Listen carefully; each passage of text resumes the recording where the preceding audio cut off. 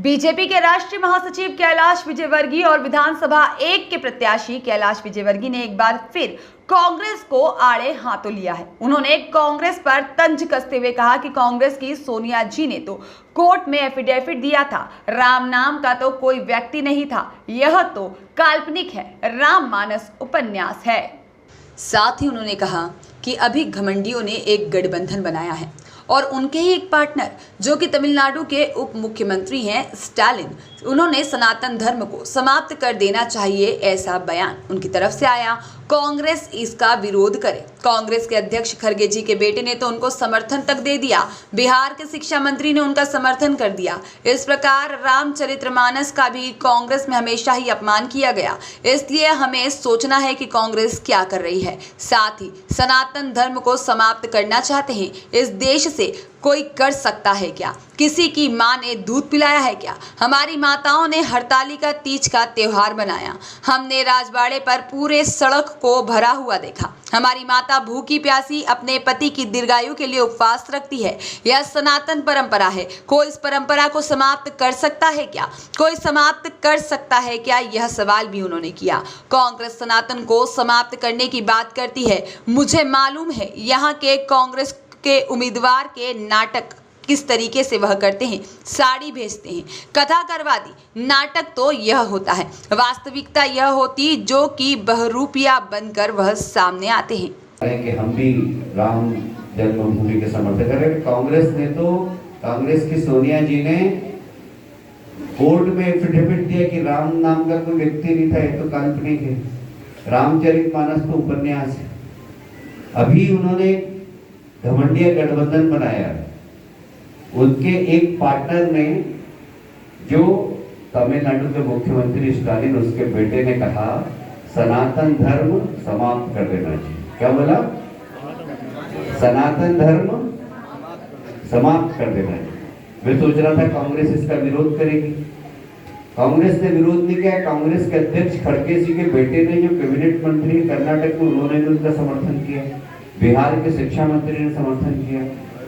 इस प्रकार रामचरितमानस, इनका सम्मान कांग्रेस ने हमेशा अपमान किया और इसलिए हमें सोचना है कि कांग्रेस क्या कर रही है।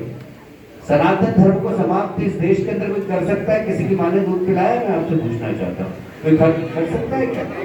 अरे हमारी माताएं अभी हरतालिका तीज गई, हम राजवाड़े पे थे, पूरा सड़क भरी हुई, हमारी माताएं भूखी प्यासी अपने पति की दीर्घायु के लिए उपवास रखती है।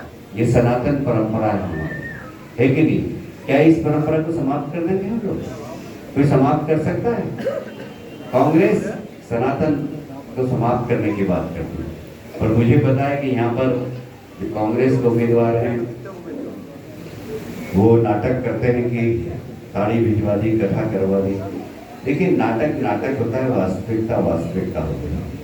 जो बहुरूपिया बनकर आता है ना, उसका बड़ा बुरा हाल होता है। एक बार क्या हुआ, रामचरितमानस सबने पढ़ा देखा होगा, गुड्डू वगैरह पहचानते, गणेश जी पहचानते, कुछ लोग पहचानते होंगे। बहुत मुश्किल होता था इनका काम करना, बहुत मुश्किल होता था। आजकल तो बड़ा आसान हो गया, कुछ नहीं, अब सब लोग बढ़िया हो गया। हमारे उससे पहले वाली पीढ़ी ने तो बहुत ज्यादा खराब समय देखा और उससे पहले वाली पीढ़ी ने तो मंदिर टूटते हुए देखे। सोमनाथ का मंदिर टूट गया, राम मंदिर टूट गया, कृष्ण मंदिर टूट गया, मुगलों का शासन था। हम भाग्यशाली हैं कि मोदी जी के युग में मंदिर बनते हुए देख रहे हैं। राम मंदिर बन रहा है, महाकाल लोक बन रहा है, विश्वनाथ लोक बन रहा है, सब दूर मंदिर का निर्माण हो रहा है। तो ये भारत की अस्मिता को आगे बढ़ाने का काम मोदी जी के नेतृत्व में हो रहा है और इसलिए हम सब लोग, हम सब कार्यकर्ता घर घर जाएं। कांग्रेस को वोट देना मतलब पाकिस्तान का समर्थन करना, ये सबको समझाना। क्योंकि ये लोग सिर्फ वोट की राजनीति के लिए, तुष्टीकरण की नीति के लिए एक विशेष वर्ग के लोगों को समर्थन करते हैं सिर्फ, और हमारे साथ खड़े होकर राम राम बोल के नाटक करते हैं। हम तो राम राम बोलकर पैदा हुए और राम राम बोलकर ही मरेंगे। हमारा तो प्रारंभ भी राम से होता है और अंत भी राम से होता है। हम नौटंकी वाले लोग नहीं हैं, कभी जनेऊ पहन ली, कभी टोपी पहन ली, कभी क्या करके। राम के पट्टे हैं, दुपट्टा डालते हैं तो सरेआम कहीं पर भी जाए तो दुपट्टा डाल के जाते। कोई उसमें डुप्लीकेट रोल नहीं है अपना। भारतीय जनता पार्टी का कार्यकर्ता ईमानदार कार्यकर्ता, देश के लिए काम करता है।